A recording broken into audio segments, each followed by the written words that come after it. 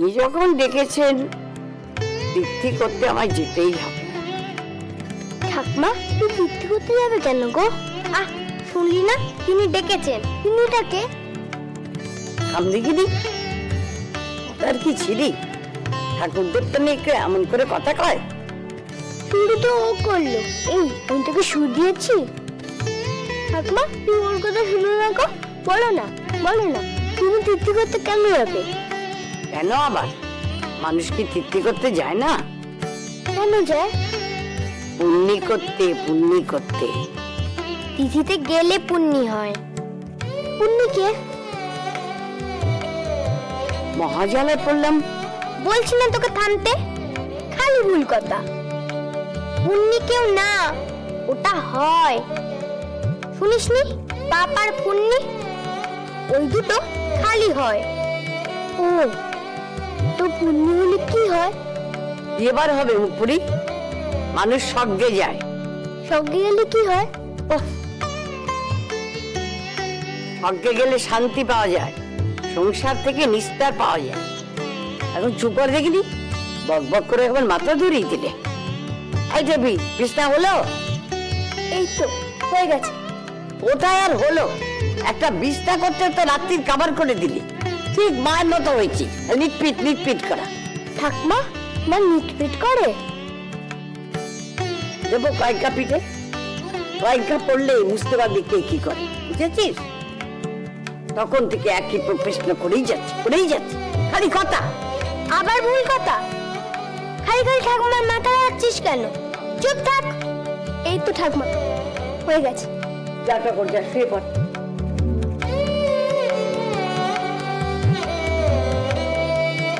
উঠি শুয়ে পড়। ঠাকুমা তুমি যে একা একা তীর্থে যাবে, তোমার ভয় করবে না? কিসের ভয়? আর শ্রীচরণে যাচ্ছি, সেখানে কোনো ভয় নেই রে, কোনো ভয় নেই।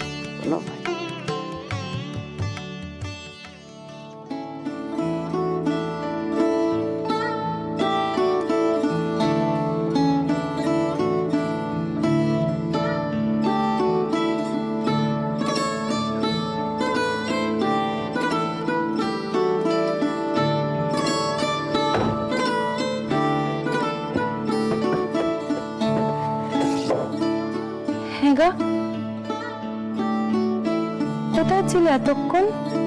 ওই দেবটার সঙ্গে কথা কইছিল। হুট করে বলে কিনা মাকে তীর্থিতে পাঠাবে, তাই শুধু ছিল টাকা পয়সা দেবো কিনা। বুঝলে বড় বউ, ছেলেটার ব্যবসাপত্র ভালোই চলছে, টাকা পয়সা হাতে বেশ ভালোই আসছে মনে হলো। ভালো ভালো ভালো, খুব ভালো।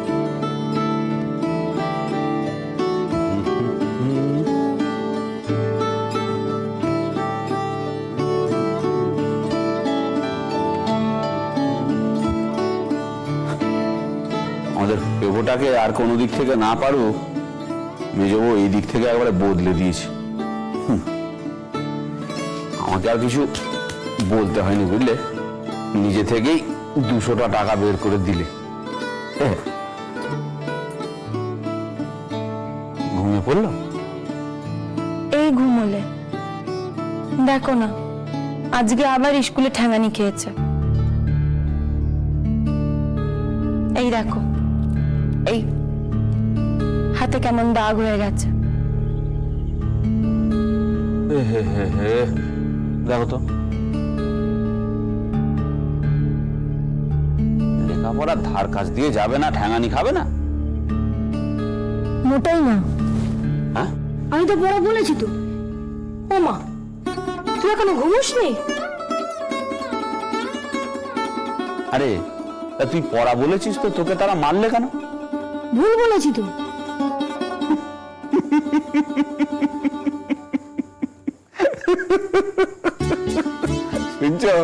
শুনছো বড় বউ, তোমার ছেলের কথা শুনছে? এই ছেলে তো একবার বাপের মুখ উজ্জ্বল করবে।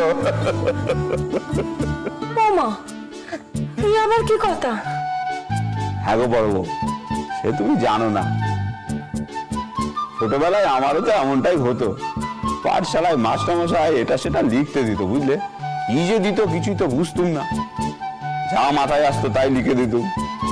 বাবা তুমিও মার খেতে? খেতুম মানে? কম মার খেয়েছি? বাপরে বাপরে, মেরে মেরে মাস্টারমশাইদের হাতে একবারে কড়া পড়ে যেত, বুঝলি? কিন্তু এই সুবোধ চাটুর্যে কিছুতেই পাস দিত না। দেখো দেখি কি কথা বলা হচ্ছে ছেলের সামনে। ছেলে শোধরাবে কোনো কেন? আরে তুই মেজ খুড়ির কাছে পড়িস না কেন? পড়া না পারলে যে মেজগুড়ি বকে। তা পড়া করবি। মেজগুড়ি কলগন অব্দি পালাতে দেয় না, বসে থাকলে যে ধরে নিয়ে আসে। আরে তা মেজ খুড়ি কি কেবল বকে, আদর করে না? হ্যাঁ, এটা সেটা বানিয়ে দেয় না তোকে?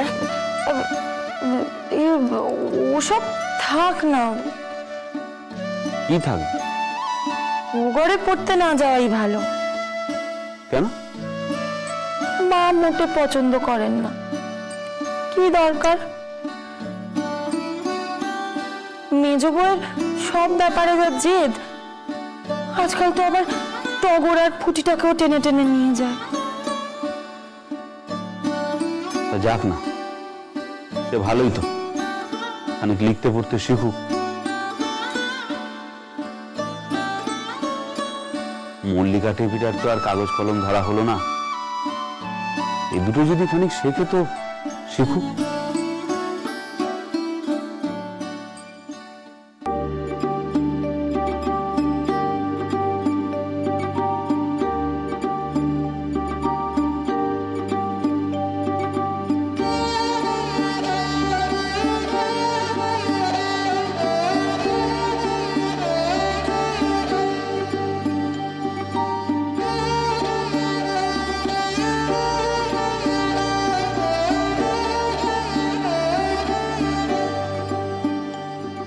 এই মাসে এতগুলো টাকা লোকসান হয়ে গেল, কতগুলো টাকা কি করে যে উদ্ধার করবো কে জানে।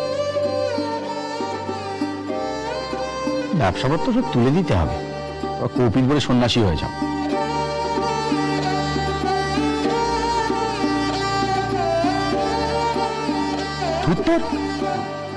এইসবগুলো সরিয়ে রাখো তো, সরিয়ে রাখো।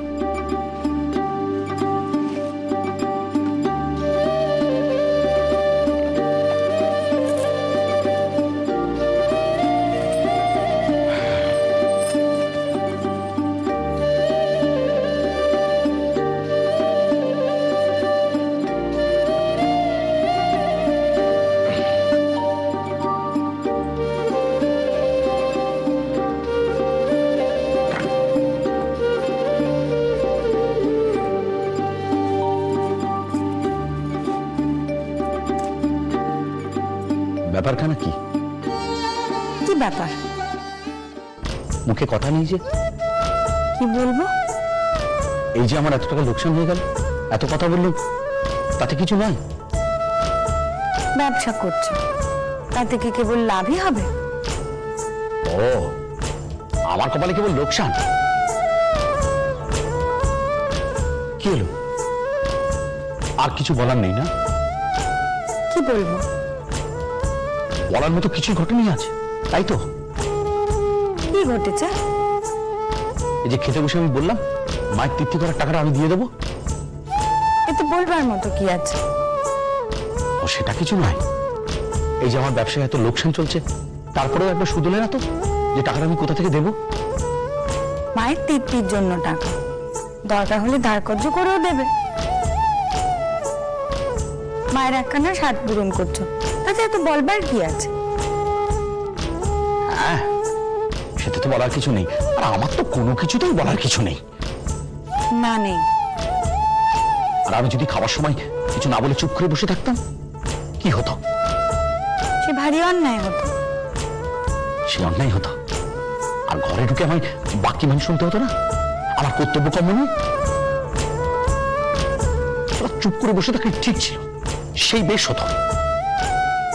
মেজ বউয়ের বাকি বান শুনতে এত ভালো লাগে, তা শোনা হলো না বলে আক্কেল। শালা আমার অভ্যেসটাই খারাপ হয়ে গেছে, এই তোমার চোখ। এতগুলো টাকা আগে পিছু কিছু না ভেবে? এখনো ভেবো না, তবে মায়ের সঙ্গে তোমারও খানিক পুণ্যি হয়ে যাবে।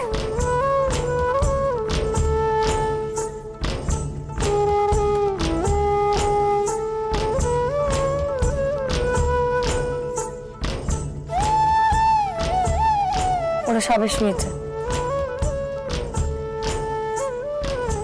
ও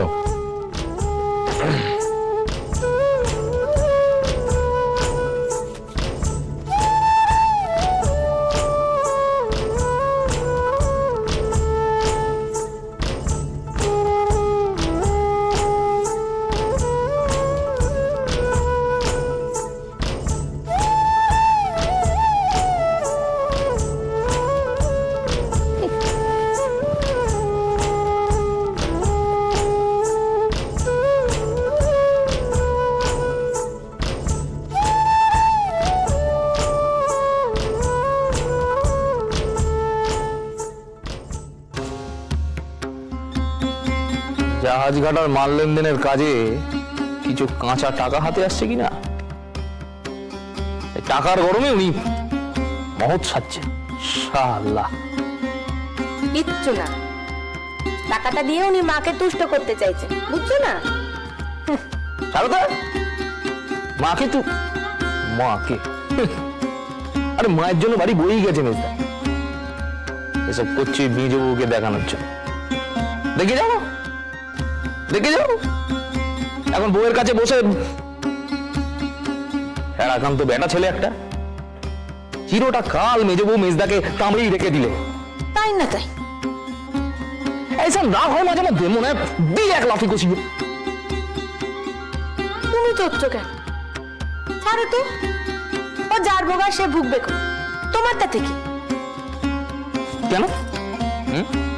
আমরা কি কম ভুগছি নাকি? তারা বাড়ির বাচ্চা কাচ্চাগুলো পর্যন্ত টিটিয়ার মতো কথা বলছে। একটা বদ রক্ত গোটা পরিবারটাকে বিষিয়ে দিল। নিত্য নতুন রোজ ফ্যাকড়া লেগে রয়েছে। আর এই মেজদাটা লাই দিয়ে মাথায় তুলছে। তা সে যদি বলো লাই দেওয়ার লোকের তো আর অভাব নেই, বাড়ির ভিতরেও যেমন আছে বাড়ির বাইরেও তেমনটি আছে। যারা দুদিনের জন্য বাড়িতে ঘুরতে আসে তারাও একেবারে মেজে বউ করে অজ্ঞান হয়ে যায়। যা বলেছো, বড় জামাই বউটা হয়েছে নারাচ্ছ। সারা আধিক্যতা দেখানোর জন্য এই বাড়িটাই পেয়েছে। আরেকজন রয়েছেন আমাদের বড়দা, মেজবউ ভগবান, মেজবউ মহান। এরপর পড়বে মেজদাকে নিয়ে, তীর্থের টাকা দিচ্ছে। আহ, বেশ হয়েছে। মহৎ সাজার দেখ কেমন সাজা। কি ভাবছো? বান্ডিল থেকে যখন গুনে গুনে নোটগুলো বের করে দেবে, মেজদার বুকের ভেতরটা কড়কড় করবে না? ঠিক কর। আরো মহৎ সাজো, বউকে দেখিয়ে দেখিয়ে। কাঁচা টাকা দুদিনে গলে জল হয়ে যাবে, তখন বুঝবে।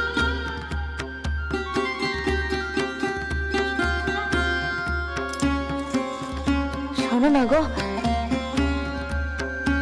বলছিল মিজটা কোন যা দিচ্ছেন তীর্থি করতে যাওয়ার আগে তুমিও বরং মার হাতে কিছু দিও, কেমন? টাকা কি সস্তা নাকি?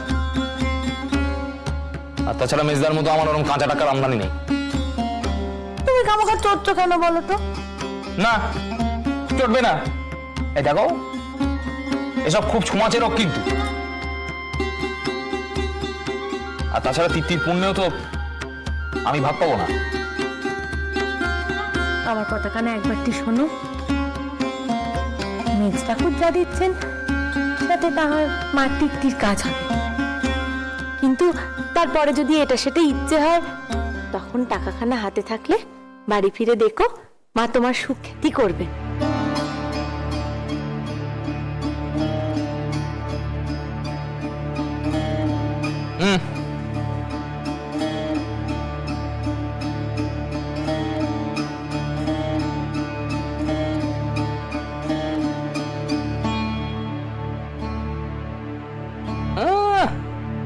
মেয়ে ছেলে হলে কি হবে, শালা পেটে বুদ্ধি আছে।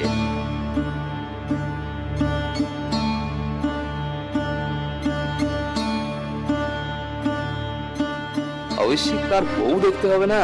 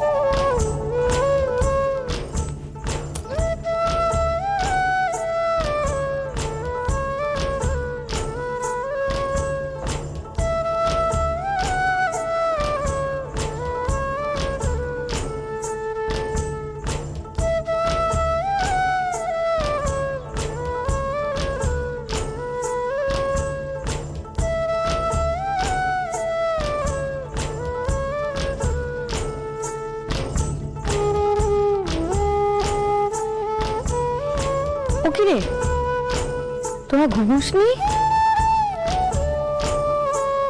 কেন? বারে তুমি যে দুপুরবেলা বললে আমরা যদি তোমার সব কথা শুনি তাহলে তুমি রাত্রে শোয়ার সময় গপ্প বলবে। আমরা তো তোমার সব কথা শুনেছি। তবে এতক্ষণ শুয়ে শুয়ে কি করছিলি? তুমি কখন শুতে আসো দেখছিলে, আর আমার যদি দেরি হতো? আমরা জেগে থাকতাম।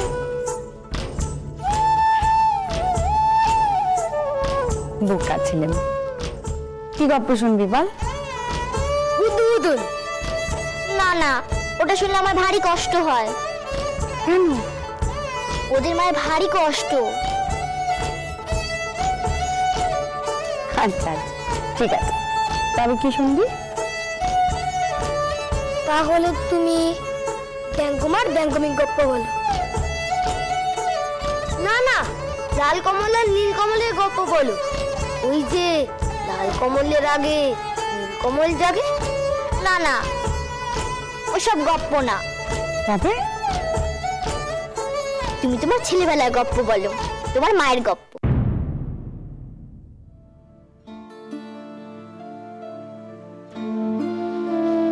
হ্যাঁ মা, সেই গপ্পই বলো। গল্প তো বলেছি বহুবার। তা হোক, তুমি আবার বলো। তোদের ভালো লাগে? তুমি বলো না। রাত দুপুরে কি শুরু হলো নাকি? দেখছো না ঘুমোতে পারছি না, আলোটা চোখে লাগছে। ও তো সব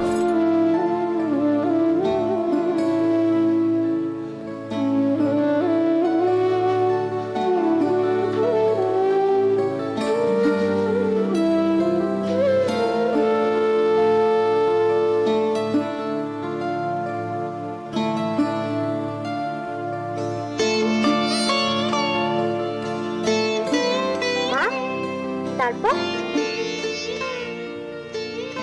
তারপর আর কি, সারাটা দিন ধরে সময় গুনতে গুনতে রাত্রির অপেক্ষা। রাতে তো মা আর বলবে না পড়তে বস, তখন মা আর কোনো কাজ করবে না। ঠাকুর কখন রাত্রিটা আসবে, তখন মা বলতে পারবে না এই গায়ে গায়ে ঘুরিস না, কাজ করতে পারছি না। রাত্রিবেলা মায়ের বুকের কাজ ঘেঁষটে গায়ে হাত দিয়ে ঘুম। আমি কেমন করে ঘুমাই